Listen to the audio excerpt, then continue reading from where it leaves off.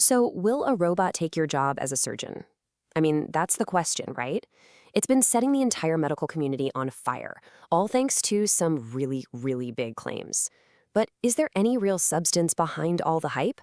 Well, let's dive in and separate the science fiction from what's actually happening in the OR. It all really kicked off with this absolute bombshell of a prediction from Elon Musk. He said that Tesla's Optimus robots are going to surpass human surgeons in all fields within just 3 years. He said this back in January 2026, and that claim, well, it sent shockwaves everywhere, through medicine, through tech, you name it.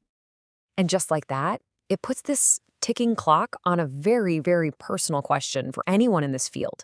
I mean, you look at this and you have to ask yourself, is my career, all that training, the decade of my life, the expertise I've built, is it all about to become obsolete?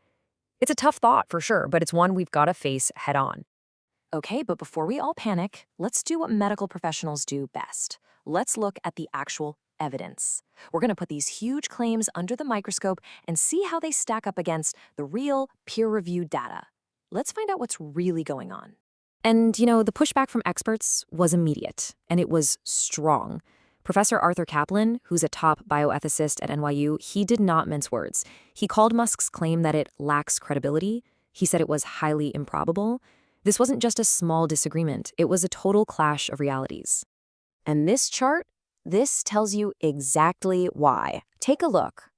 Even though most surgeons see a place for AI in medicine, a whopping 82% do not trust it for making real-time decisions during surgery.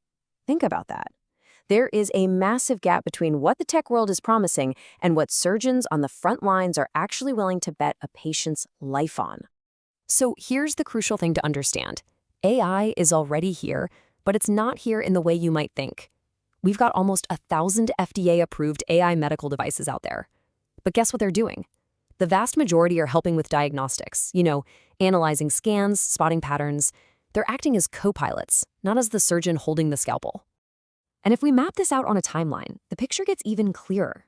Yeah, back in 2025, we had the STAR robot successfully suturing pig tissue, which was a big deal. But look where we are now. We don't have a single autonomous surgical robot in human trials. And while the market for human-controlled robots is set to boom, the experts, their consensus for full autonomy isn't until 2046 or maybe even later. That is a whole different world from a 3-year timeline. This table just breaks it down perfectly. On one side, what AI can do today. Sure, it can run a pre-programmed suture, analyze an image, even steady a surgeon's hand. But look at the other side. Can it adapt when things go wrong, when a patient suddenly bleeds out? Can it make a tough ethical call? Can it handle complex trauma? Can it take legal responsibility? No, and absolutely not. Those things are for now uniquely human. All right, so the idea of a Tesla bot doing your appendectomy in a few years, yeah, that's pretty much off the table. But this is where the conversation gets really serious.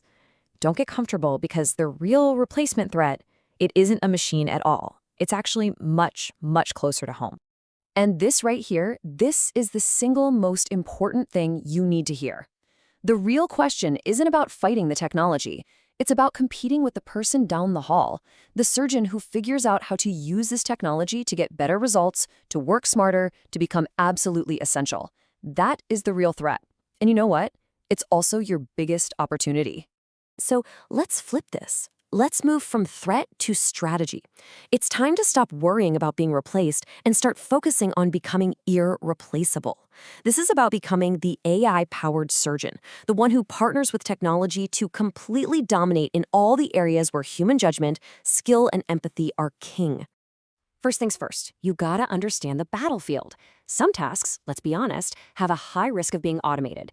Things like super repetitive procedures, analyzing diagnostics, basic suturing. Machines are just getting really good at that stuff. This is where AI becomes a standard tool, and you need to be the one who's an expert at wielding it. Then you've got the collaboration zone. Now, this is where the magic happens. This is the human-AI partnership. Imagine an AI flagging a tiny anomaly during a procedure that you, the expert surgeon, then decide how to handle. Or an AI suggesting a surgical plan that you then tweak and perfect for your specific patient. This is the new gold standard of care. And then we get into the areas where the replacement risk is really, really low. We're talking emergency trauma surgery, where you have to think on your feet. Complicated pediatric cases, where every patient is different.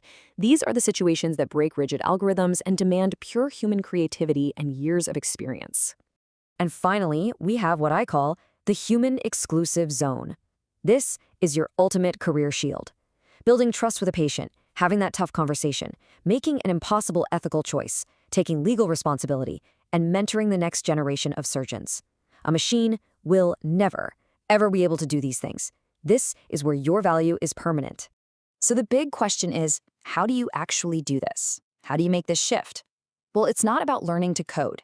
It's about having a smart strategy. So here it is, a clear 4-phase plan to help you navigate this new world and future-proof your career. It starts with step 1, diagnose. You gotta figure out which parts of your daily work are most at risk. Step 2, prompt. Learn to use AI tools effectively for diagnostics and planning. Step 3, automate. Use simple tools to get rid of the boring, repetitive tasks so you can focus on your patients. And finally, step 4, scale. Become the go-to person in your hospital, the one who leads AI implementation and trains everyone else. Now, I want you to imagine something. Let's fast forward. It's 2029. You're in a hospital meeting. An administrator walks in and says this: "The technology is here, it's efficient, and half the team is being let go." The room goes dead silent. In that moment, what's your move? Do you panic? Do you start arguing, saying a robot can't possibly do what you do? Or do you calmly open your laptop and show them your portfolio? The one that proves you deliver 30% better patient outcomes because you mastered the human-AI partnership. The choice you make today decides your answer in that room. Look, the bottom line is this. This isn't about being replaced by a machine. It's about being prepared for a totally new way of working. The future doesn't belong to surgeons who are afraid of AI. It belongs to the ones who learn how to lead it. So, if you're ready to start building that skill set, if you're ready to go from feeling threatened to feeling empowered, you can actually start today. The team over at SHC AI Lab offers free one-on-one sessions to help healthcare professionals just like you build what they call an AI career shield. It's your first step to becoming the AI-powered surgeon of the future.